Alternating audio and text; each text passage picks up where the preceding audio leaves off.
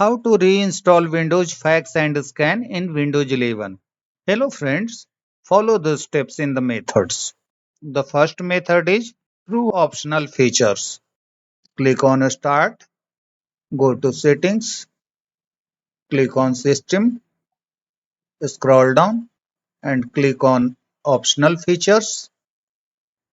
Click on the View Features button. In the search box, type Fax. Here is Windows Fax and Scan. Check this box and click on Add. Wait until Windows Fax and Scan is added. On my computer, Windows Fax and Scan couldn't add.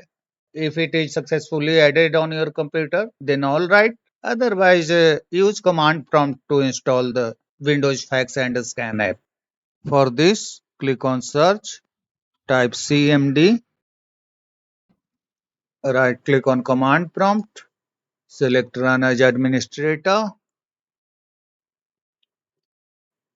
go to the video description to find some commands. In the video description, you will find these commands. This will be used to install Windows Fax and Scan through command prompt, and this will be used to install Windows Fax and Scan through Windows PowerShell. Copy the first command, paste into the command prompt, and press enter. Wait until the installation is completed. So output is the operation completed successfully. It means Windows Fax and Scan is installed. Close the command prompt and close other running tasks and then restart your computer. You can also install Windows Fax and Scan through Windows PowerShell. For this, click on Search, type PowerShell,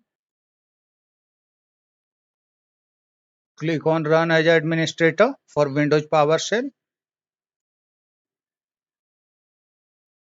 Then copy this command from video description,